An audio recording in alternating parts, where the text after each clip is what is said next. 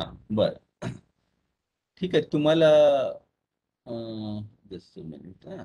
हा, तुम्हाला word file दिसतंय आणि मी दिसतोय का, नयन? Yes sir. अच्छा, ठीक आहे, चला, ओके. तर आपण काल याच्या आधीचा जो क्लास झाला त्याच्यामध्ये पौरात्यवादी इतिहास लेखनाबद्दल आपण चर्चा केली आणि त्याच्यामध्ये आपण पाहिलं की तो एक दृष्टिकोन होता, ज्या दृष्टिकोनातून पश्चिमी इतिहासकारांनी पूर्वेकडच्या देशांचं चित्रण, त्यांचं वर्णन करण्याचा प्रयत्न केला. आता आणि काल मी शेवटी शेवटी हे पण सांगितलं की जसं जसं ब्रिटिशांचं भारतातलं साम्राज्य वाढीस लागलं, तसं त्यांनी पौरात्यवादी इतिहास लेखनाला मागे ढकललं आणि साम्राज्यवादी इतिहास लेखनाला प्रोत्साहित केलं. तर हे साम्राज्यवादी इतिहास लेखनाची वैचारिक बैठक काय होती, त्याच्यातून नेमकं त्यांनी काय करण्याचा प्रयत्न केला आणि कोणते दोन महत्वाचे साम्राज्यवादी इतिहासकार आहेत त्यांच्याबद्दल आज आपण चर्चा करणार आहे. तर सगळ्यात सुरुवातीला त्यांनी साम्राज्यवादी इतिहासकारांनी आपल्या लिखाणातून काय करण्याचा प्रयत्न केला हे मी तुम्हाला सांगतो. बघा काय होतं ना, इंग्लंडनी भारतावर आपलं राज्य प्रस्थापित केलं तर भारतीय लोकांपैकी बऱ्याच लोकांचं आपल्याला आपल्या राज्याला समर्थन मिळावं, तसंच जगभरातल्या लोकांकडून सुद्धा आपल्याला समर्थन मिळावं अशी विचारसरणी या लोकांची होती. आणि या विचारसरणींनी प्रेरित होऊनच त्यांनी हा साम्राज्यवादी इतिहास लेखन लिहिला. तर याच्यामध्ये इंग्लंडची संस्कृती कशी भारतीय संस्कृतीपेक्षा जास्त श्रेष्ठ आहे, भारतीय संस्कृती किंवा भारतातले लोक हे कसे मागासलेले होते, कसे आपसामध्ये ते हमेशा भांडत राहायचे, आणि भारतीय लोकांसाठी ब्रिटिशांचं साम्राज्य हे कसं भारतीय लोकांसाठी चांगलं आहे, आणि त्यांनी स्वतःहून हे भारतीय ब्रिटिशांचं साम्राज्य, ब्रिटिशांचं आधिपत्य स्वीकार केलेलं आहे, अशा पद्धतीची विचारसरणी त्यांनी आपल्या लिखाणातून लोकांसमोर मांडण्याचा प्रयत्न केला. आणि याचा मागचा उद्देश हाच होता की मानसिकदृष्ट्या भारतातल्या लोकांनी इंग्रजांचं राज्य हे आपल्यासाठी भल्याचं आहे, आपल्यासाठी चांगलं आहे, हे भारतीय लोकांनी स्वीकृत करावं आणि मग आपल्याला इथे यांच्यावरती राज्य करणं हे सोयीस्कर पडेल. तर जेव्हा हे तुम्हाला सांगितलं, ख्रिश्चन मिशनरीजने सुद्धा या गोष्टीला समर्थन केलं की भारतीय संस्कृती किंवा भारतीय धार्मिक परंपरा जो आहे, हिंदू धर्म किंवा आता इथे मध्यकाळानंतर प्रसार प्रसार पावलेला मुस्लिम धर्म, हे दोन्ही धर्म कसे बॅकवर्ड आहे आणि ख्रिश्चन धर्म हा कसा सर्वश्रेष्ठ आहे, हे सुद्धा आपल्या लिखाणातून या साम्राज्यवादी इतिहासकारांनी आणि त्यांच्या समर्थक करणाऱ्या ख्रिश्चन मिशनरीजने आपल्या लिखाणातून लिहिण्याचा प्रयत्न केला. जुन्या काळाचे प्राचीन, स्पेशली प्राचीन काळातले जे हिंदूज, ज्यांना ब्रिटिशांनी म्हटलं हिंदूज होते, ते कसे मागासलेले होते हे सुद्धा त्यांनी आपल्या लिखाणातून सांगण्याचा प्रयत्न केला. आणि रुडियार्ड किपलिंग, ज्यांनी जंगल बुक नावाचं फेमस पुस्तक लिहिलं, त्यांची एक कविता आहे व्हाईट मॅन्स बर्डन. आणि या व्हाईट मॅन्स बर्डन मध्ये रुडियार्ड किपलिंग सांगण्याचा प्रयत्न करतो की आफ्रिकेतले आणि आशियातले लोक कसे सांस्कृतिक दृष्ट्या, धार्मिक दृष्ट्या मागासलेले आहे, आणि युरोपातले जे व्हाईट रेसेस आहे, जे प्रगतीशील आहे, या सगळ्या प्रगतीशील आणि प्रगत झालेल्या समाजाचं हे कर्तव्य आहे की त्यांनी या मागासलेल्या लोकांना त्यांचा हात धरून त्यांना संस्कृतीकडे, त्यांना विकासाकडे न्यायचा आहे, त्यांना खरा धर्म काय आहे ते शिकवण्याचा प्रयत्न करायचा आहे. त्याच्यानंतर एक फिलॉसॉफी ऑफ सोशल डार्विनिझम, आपण जेव्हा मार्क्सिझम, क्लासिकल मार्क्सिझमची चर्चा केली मागच्या सेमिस्टरमध्ये, तेव्हा हे फिलॉसॉफी ऑफ सोशल डार्विनिझम बद्दल आपण चर्चा केलेली आहे. तर सोशल डार्विनिझम काय सांगतं की जसा जीवसृष्टीमध्ये एक संघर्ष असतो, प्रत्येक जीव हा इतर दुसऱ्याला मागे ढकलून पुढे जाण्याचा प्रयत्न करतो. उदाहरणार्थ, हरणाला जर का जगायचं असेल तर त्याला झाडपाला खावं लागेल, झाडपालाचा मृत्यू होऊन किंवा त्याची हत्या करूनच हरण जगू शकतो. आणि तसंच वाघाला जर का जगायचं असेल तर त्याला हरणाला मारावं लागेल. तर हे तर जीवसृष्टीतलं झालं. तर हा जीवसृष्टीतला जो नियम आहे, सर्व्हायव्हल ऑफ फिटेस्ट, जे की चार्ल्स डार्विननी सांगितला, तर तोच नियम मनुष्य संस्कृतीला सुद्धा हे सोशल डार्विनिझम लावतं की ते सांगतं की मनुष्याच्या संस्कृतीमध्ये सुद्धा असंच असतं, मनुष्य दुसऱ्याला मागे ढकलून त्याच्या अधिकाराचं हनन करून मग पुढे जाण्याचा प्रयत्न करत असतो. तर या सोशल डार्विनिझमच्या संघर्षामध्ये ते लोक साधारणतः जास्त यशस्वी होतात, जे की दुसऱ्या ग्रुपपेक्षा जास्त संघटित असतात आणि जास्त प्रगतीशील असतात. तर या सोशल डार्विनिझमच्या फिलॉसॉफी प्रमाणे इंग्लंड हा जास्त संघटित होता, जास्त प्रगतीशील होता, आणि त्यामुळे इंग्लंडचं भारतावर अधिपत्य असणं हे एका सोशल डार्विनिझमच्या नियमाच्या अनुसार आहे, हे त्यांनी आपल्या लिखाणातून सांगण्याचा प्रयत्न केला. तसेच वंशश्रेष्ठत्वाची भावना सुद्धा त्यांनी आपल्या लिखाणातून प्रसारित करण्याचा प्रयत्न केला की युरोपातले लोक हे वंशाने जास्त श्रेष्ठ आहे, आणि त्याच्यातूनच मग आर्य वंशाच्या श्रेष्ठत्वाचा प्रमेय सुद्धा त्यांनी प्रसारित करण्याचा प्रयत्न केला. भारतातल्या लोकांना पूर्वी काही गव्हर्नन्स, प्रशासकीय व्यवस्था इथे नसायची, चांगली सामाजिक आणि राजनीतिक व्यवस्था इथे अस्तित्वात झाली नव्हती. भारतीय लोकांमध्ये त्यांना एकत्रितपणाचा भाव काही नव्हता. लोक इमोरल होते. People were immoral and superstitious. अंधश्रद्धेचा इथे फार मोठ्या प्रमाणात प्रभाव होता आणि अनार्की, धर्माच्या क्षेत्रामध्ये व्यवस्थितपणा कुठेही नव्हता. And it is necessary. त्यामुळे कसं ना, इथे या भारतीय मागासलेल्या व्यवस्थेमध्ये एक सुव्यवस्थितपणा आणण्याचं कर्तव्य हे ब्रिटिशांना करायचं आहे, असं लिखाण सर्वसाधारणतः या साम्राज्यवादी इतिहासकारांनी केलं. भारतीय संस्कृती ही स्थिर झालेली आहे, प्रगतिशील नाही. आणि त्याच्यामध्ये डिग्रेशन ते खालच्या पातळीला चालली गेलेली आहे. आणि पश्चिमी विचारसरणी, पश्चिमी ज्ञान हे जेव्हा आपण भारतीय संस्कृतीला देऊ, तेव्हाच या भारतीय संस्कृतीचा विकास होईल, असं त्यांनी सांगण्याचा प्रयत्न केला. भारतातले जे शासक असायचे ते क्रूर असायचे. त्यांना स्वतःच्या एन्जॉयमेंट बद्दल जास्त त्यांना रुची होती आणि सर्वसामान्याची काळजी ते घेत नव्हते, आपल्या प्रजेची काळजी ते घेत नव्हते. आणि इथले लोक सुद्धा इमोरल होते, त्यांच्यावर विश्वास ठेवण्यासारखे नाही. आणि त्याच्या तुलनेमध्ये ब्रिटिश अधिकारी मात्र हे शूर, इमानदार आणि देशभक्त असायचे, असं त्यांनी लिखण्याचा प्रयत्न केला. भारताच्या तुलनेमध्ये युरोपची संस्कृती, युरोपची इंडस्ट्रीज, युरोपचा समाज, तिथली राजनैतिक व्यवस्था ही सगळी तुलनात्मक दृष्ट्या बरीच श्रेष्ठ आहे. आणि भारतीय लोकांनी स्वतःहून या इंग्रजांचं आधिपत्य हे स्वीकृत केलेलं आहे, असं त्यांनी आपल्या लिखाणातून सांगण्याचा प्रयत्न केला. आता या साम्राज्यवादी इतिहासकारांपैकी जे दोन इतिहासकारांचं अध्ययन आपल्याला करायचं आहे, त्यापैकी सगळ्यात पहिला आहे जेम्स मिल. यांचा जन्म स्कॉटलंडमध्ये 1773 मध्ये झाला होता. सुरुवातीला त्यांनी ख्रिस्त धर्माचा अभ्यास केला, पण त्याच्यामध्ये त्यांना विशेष रुची न आल्यामुळे मग ते लंडनला आले. आणि तिथे मग आल्यानंतर उपयुक्ततेच्या विचारसरणीने ते प्रभावित झाले. उपयुक्ततेची विचारसरणी म्हणजे काय? जास्तीत जास्त लोकांचं भलं करणं या अनुसरून जी विचारसरणी असते त्याला ते उपयुक्ततेची विचारसरणी म्हणतात. उदाहरणार्थ त्यांचं म्हणणं असं होतं की इंग्लंडचं भारतावर अधिपत्य असणं हे फक्त इंग्लंडच्या भल्याचं आहे असं नाही, तर हे इंग्लंड आणि भारतीय दोन्ही लोकांच्या भल्याचं आहे. कारण इंग्लंडच्या अधिपत्याखालीच भारतीय लोकांमध्ये प्रशासकीय व्यवस्था, समाज व्यवस्था, आर्थिक व्यवस्था विकसित होईल. त्यामुळे भारतीय लोकांनी इंग्लंडचं अधिपत्य हे स्वखुशीने स्वीकारावं आणि त्याच्यापासूनच मग इंग्लंड आणि भारतीय लोकांचा विकास होईल, असं त्यांनी आपल्या विचारसरणीतून सांगण्याचा प्रयत्न केला. ईस्ट इंडिया कंपनीमध्ये ते असिस्टंट एक्झामिनर ऑफ करस्पॉन्डन्स म्हणून त्यांनी जॉईन केलं, ते रुजू झाले. आणि मग कंपनीचे सगळे जे करस्पॉन्डन्स होते ते त्यांच्या मार्फतूनच जायला लागले. आणि त्याच्यामुळे भारताबद्दल बरीचशी माहिती त्यांना मिळायला लागली आणि त्याच्यामुळे ते भारताबद्दलची त्यांची उत्सुकता वाढीस लागली. रॉबर्ट ओर्मे, जे की सगळ्यात सुरुवातीचे ओरिएंटलिस्ट होते, त्यांचे पुस्तक त्यांनी वाचले.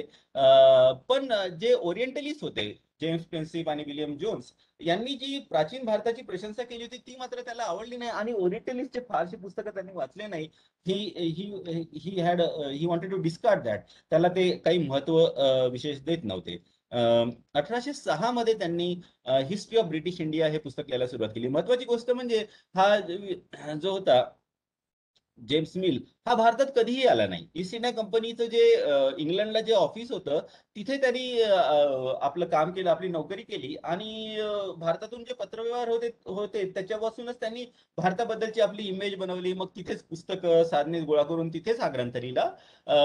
तर हिस्ट्री ऑफ ब्रिटिश इंडिया 1806 मध्ये त्यांनी लिहायला सुरुवात केली आणि 1818 मध्ये 3 खंड त्याचे प्रकाशित केले. आणि मग 1826 मध्ये त्याला आणखी 2 खंड जोडले. तर त्यांनी 5 खंड लिहिले, पण त्याच्यानंतर हॉरेस विल्सन नावाच्या व्यक्तीने आणखी 2 खंड त्याला जोडले. तर एकंदरीत हा जो ग्रंथ झाला आहे 7 खंडाचा ग्रंथ झाला आहे.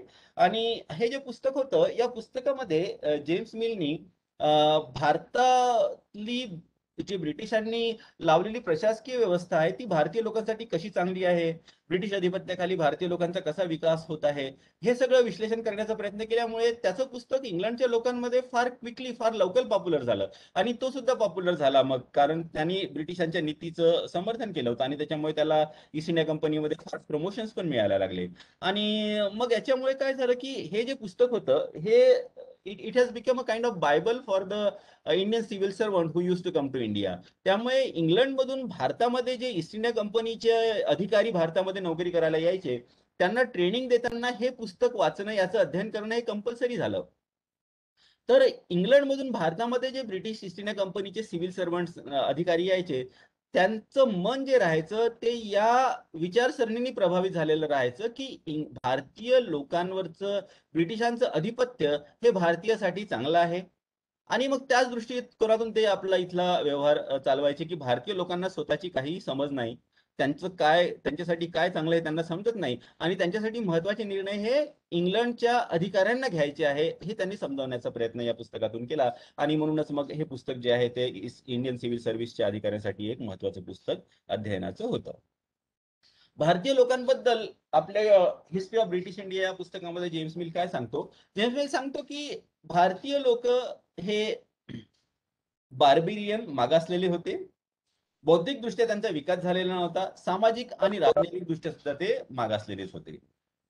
सामाजिक मोरॅलिटी ज्याला म्हणतात, नैतिकता आणि सांस्कृतिक विकास इथे जी की साधारणतः शिक्षणावर आधारित असते, ती इथे विकसित झालेलीच नव्हती. इथे ज्युडिशियली, न्याय व्यवस्था, प्रशासकीय व्यवस्था चांगली नव्हतीच. अँड एन्शियंट इंडियामध्ये ह्या सगळ्या गोष्टी विकसित झाल्या नसल्यामुळे इथे नैतिकतेचा सुद्धा विकास झालेला नव्हता.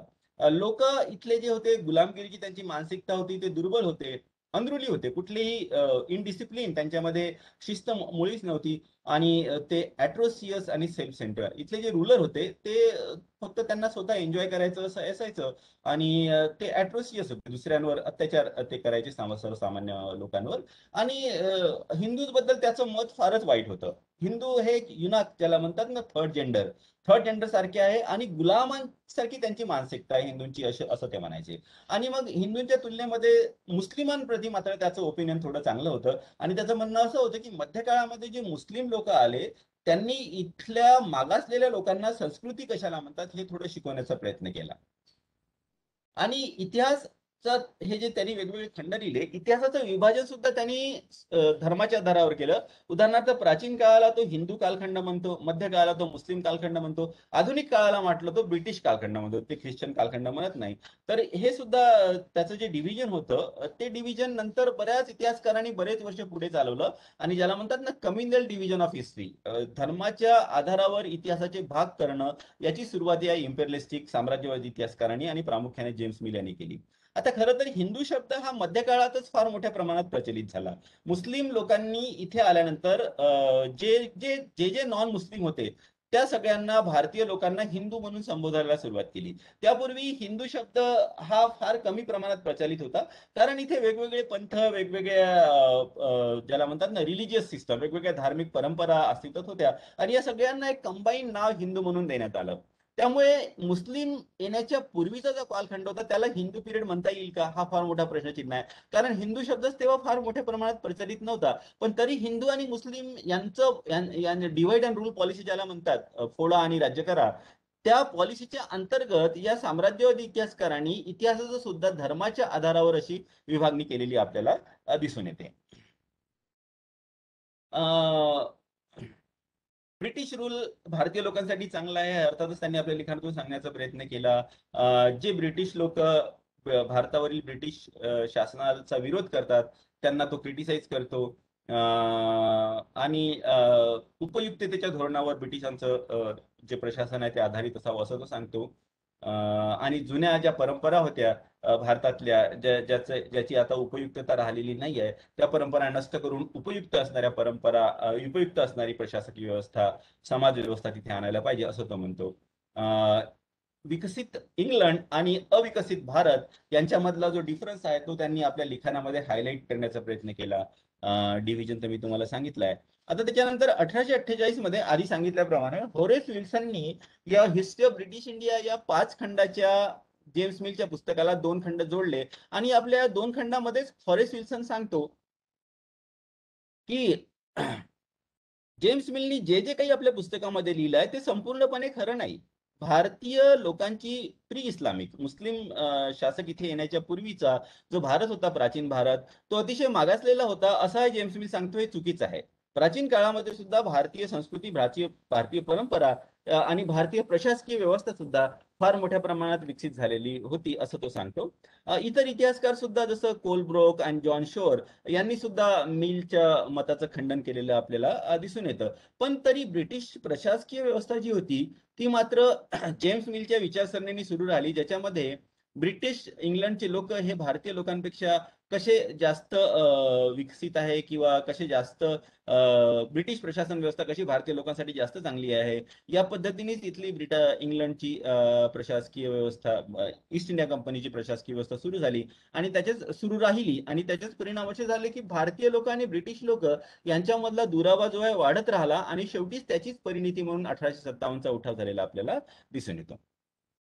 मिलच्या कशी पद्धतीची मेथड होती हे पण आपल्याला दिसून येतं की मिल्स हा काय करायचा की आधीच आपले निष्कर्ष ठरवून द्यायचा आणि मग निष्कर्ष ठरल्यावरच मग आपल्या निष्कर्षाला समर्थन देणाऱ्या देणाऱ्या गोष्टी जो आहे तो शोधायचा आणि त्याचाच उल्लेख फक्त तो करायचा. आपल्या निष्कर्षाच्या विरुद्ध जाणारी एखादी गोष्ट जर का असली तर त्या गोष्टीकडे मात्र तो दुर्लक्ष करायचा. तर दिस इज कॉल्ड इंग्लिशमध्ये ज्याला म्हणतात ना सिलेक्टिव्ह यूज ऑफ एव्हिडन्सेस, म्हणजे जे पुरावे आहे तुमच्याकडे ऐतिहासिक पुरावे, त्या पुराव्यातले फक्त तेच पुरावे तुम्ही उपयोगात आणता जे की तुमच्या निष्कर्षाला समर्थन करतं. आणि हा काही इतिहास लेखनाची चांगली परंपरा याला मानली जात नाही. तरी सुद्धा त्याचं पुस्तक महत्वाचं याच्यासाठी आहे की त्याच्या पुस्तकामध्ये खूप सारी माहिती आपल्याला भारतीय इतिहासाची मिळते आणि त्याचा एक दुसरा परिणाम असा झाला की त्याच्या पुस्तकाचं अध्ययन करून त्याला एक ज्याला म्हणतात ना काउंटर डायलॉग, अँटिथिसिस, थिसिस अँटिथिसिस आपण वाचलंय मागच्या सेमिस्टरला, त्याला एक अँटिथिसिस देण्याचा प्रयत्न राष्ट्रवादी इतिहासकारांनी केला. जसं सर्वसाधारणतः होतं ना, राष्ट्र हे आपण नंतर पण चर्चा करू की जर का एखाद्या समाजाचा किंवा एखाद्या देशामधल्या फक्त उणिवाच जर का कोणी काढायला लागले तर त्या देशातले लोक एक ना एक दिवस उभे राहतात आणि निश्चितपणे सांगायला लागतात की तुम्ही जे उणिवा काढताय आमच्या संस्कृतीमध्ये फक्त उणिवाच नाही तर बऱ्याचशा चांगल्या गोष्टी सुद्धा आहेत. त्यानंतरचा जो महत्वाचा इतिहासकार होता तो विलियम हंटर, आणि हा भारतातला एक महत्वाचा इतिहासकार होता 19व्या शतकामधला. अॅनल्स ऑफ रुरल बेंगॉल त्यांनी लिहिलं 1868 मध्ये. आणि हे आर्थिक दृष्टिकोनातून इतिहासाचं अध्ययन करणारं अगदी सुरुवातीचं पुस्तक मानलं जातं. कारण याच्यापूर्वी जे अध्ययन व्हायचं इंग्रजांनी सुरू केलेलं ते सर्वसाधारणतः राज्यकर्त्यांवर त्यांचा फोकस राहायचा. वेगवेगळ्या राज्यकर्त्यांनी कशा पद्धतीने राज्य केलं, रॉबर्ट क्लावनी, वॉरन हेस्टिंगनी कसं भारतीय प्रशासन किंवा भारतामध्ये ब्रिटिशांचं साम्राज्य वाढवलं, अशा पद्धतीचं लेखन असायचं. पण या अॅनल्स ऑफ रुरल बेंगॉलमध्ये ब्रिटिश इथे आल्यानंतर इथली अर्थव्यवस्था आणि इथली समाजव्यवस्था कशा पद्धतीने बदलत गेली याचं चित्रण तो करतो आणि साम्राज्यवादी इतिहासकाराप्रमाणे तेच सांगण्याचा प्रयत्न करतो की ब्रिटिश येण्याच्या आधी इथली जी अर्थव्यवस्था होती ती फार हलाखीची होती आणि ब्रिटिशांनी इथे चांगली प्रशासन व्यवस्था आणल्यामुळे इथली अर्थव्यवस्था ही चांगल्या प्रमाणात वाढीस लागली किंवा चांगल्या प्रमाणात त्याचा विकास झाला. त्याच्यानंतर त्याचं जे नेक्स्ट पुस्तक आहे इंडियन मुसलमान, तर या पुस्तकामध्ये भारतीय मुस्लिमांची मानसिकतेचं फार चांगलं विवरण तो करतो. पण त्याच्यामध्ये सुद्धा तो हिंदूंच्या तुलनेमध्ये मुस्लिम हे जास्त प्रगतिशील आहे, जास्त त्यांची संस्कृती विकसित झालेली आहे असं सांगण्याचा प्रयत्न करतो. अर्थातच ईस्ट इंडिया कंपनीची किंवा ब्रिटिशांची जी नीती होती फोडा आणि राज्य करा, त्या नीतीचं समर्थन करणारे हे निश्चित त्याची पुस्तक आहे. त्याच्यानंतर रुलर्स ऑफ इंडिया एक सिरीज निघाली ज्याच्यामध्ये भारतामध्ये जे वेगवेगळे ब्रिटिश रुलर होते, ब्रिटिश प्रशासक होते, त्यांच्याबद्दल माहिती त्यांचा इतिहास लिहिलेला आहे. तर त्याच्यामध्ये सुद्धा यांनी एडिटिंग ते केलेलं आहे. इम्पिरियल गॅझेटर जे आहे ते सुद्धा त्यांनी लिहिलं. इम्पिरियल बघा भारतामध्ये ब्रिटिश आल्यानंतर त्यांनी गॅझेटर प्रकाशित करायला सुरुवात केली ज्याच्यामध्ये बरीचशी विस्तृत माहिती राहायची. तर हे गॅझेटरचं प्रकाशनाचं सुद्धा त्यांनी एडिटिंग केलं. रुलर ऑफ इंडिया आधी सांगितल्याप्रमाणे भारतातील 28 प्रशासकांची माहिती देतो रॉबर्ट क्लाइव्ह वॉरन हेस्टिंग, आणि यांनी आपल्या परिश्रमाने कसं इथे ब्रिटिशांचं प्रशासन हे सुदृढ केलं, ब्रिटिशांचं साम्राज्य वाढवलं हे तो सांगतो. पण याच्या व्यतिरिक्त सगळ्यात महत्वाचं जे पुस्तक आहे त्याचं ते आहे history of British India. James मिलच्या पुस्तकाचं नाव सुद्धा हिस्ट्री ऑफ ब्रिटिश इंडिया होतं. विलियम हंटरच्या पुस्तकाचं नाव सुद्धा हिस्ट्री ऑफ ब्रिटिश इंडिया आहे. आणि सेकंड व्हॉल्यूम या हिस्ट्री ऑफ ब्रिटिश इंडियाचं कम्प्लीट करतानाच त्याचा मृत्यू झाला. अॅनल ऑफ रुरल बेंगॉल याची माहिती मी तुम्हाला सांगितली आहे. ब्रिटिशांच्या प्रशासनाचा भारतीय समाजावर कसा परिणाम झाला हे तो सांगतो. हे पण मी तुम्हाला सांगितलं आहे की ब्रिटिश येण्याच्या आधी बेंगॉलमध्ये कशी अव्यवस्था होती, प्रशासकीय व्यवस्था चांगली नव्हती, आणि ब्रिटिश आल्यानंतरच इथे प्रशासकीय व्यवस्था चांगली झाली तो सांगण्याचा प्रयत्न करतो. आणि भारतामध्ये युरोपीय देशांमध्ये जशी एक राष्ट्रभक्तीची प्रेरणा आली आणि तिथे एक राष्ट्रभावना तिथल्या लोकांमध्ये निर्माण झाली, तशी राष्ट्रभावना भारतीय लोकांमध्ये निर्माण का बरं झाली नाही, याचं विश्लेषण तो आपल्या पुस्तकामधून करतो. कारण की भारतीय लोक नेहमी जात, वंश, भाषा या सगळ्या गोष्टीमध्ये फार मोठ्या प्रमाणात विभागलेले आहे. आणि बाहेरून आर्य लोक आले, त्यांनी स्वतःला वेगळं ठेवण्याचा प्रयत्न केला आणि त्याच्यातूनच जाती व्यवस्था अस्तित्वात आली, वर्ण व्यवस्था.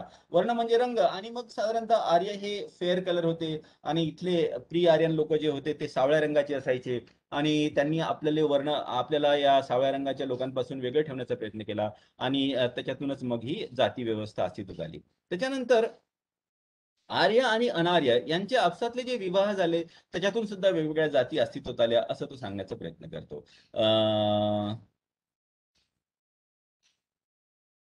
त्याच्यानंतर या जाती व्यवस्थेचे जे वेगवेगळे वाईट परिणाम झाले, त्याची सुद्धा तो चर्चा करतो. उदाहरणार्थ, एक परिणाम त्यांनी असं सांगितला की उच्चवर्णीय लोकांनी काय केलं की निम्नवर्णीय जे होते त्यांना गुलामासारखं वागवलं आणि त्यांच्याकडनं सगळे शारीरिक कष्टाची कामं करून घेतली, शेतीमध्ये काम करणं, घरची कामं करणं.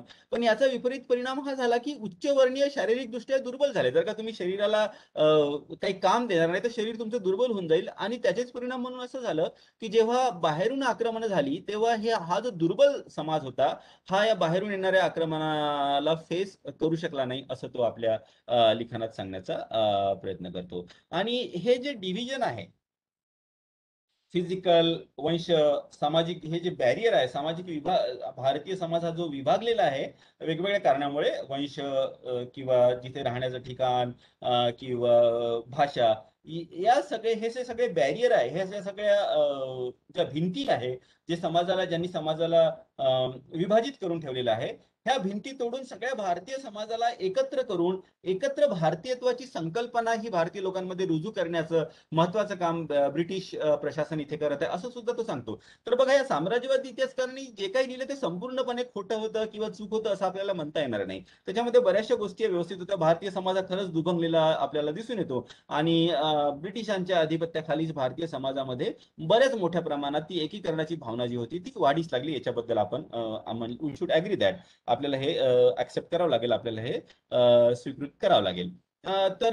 तसंच भारतीय लोकांवर ब्रिटिशांचं अधिपत्य स्थापित होणं हा काही ऍक्सिडेंट नाही, तर एक जी लॉंग प्रोसेस आहे. इलिझाबेथच्या काळापासून जे इंग्लंड एक मोठा व्हायला लागला, तिथे इंडस्ट्रीचा विकास व्हायला लागला, या सगळ्या गोष्टीच्या विकासामुळे, या सगळ्या गोष्टीच्या प्रोग्रेसमुळे फायनली भारतासारख्या एका मागासलेल्या पण सुपीक देशावर इंग्लंडचं अधिपत्य असणं, जिथे भारतातले प्रशासकीय आपसात विभागलेले होते, अशा ठिकाणी इंग्लंडचं अधिपत्य असणं हे एक स्वाभाविक होतं.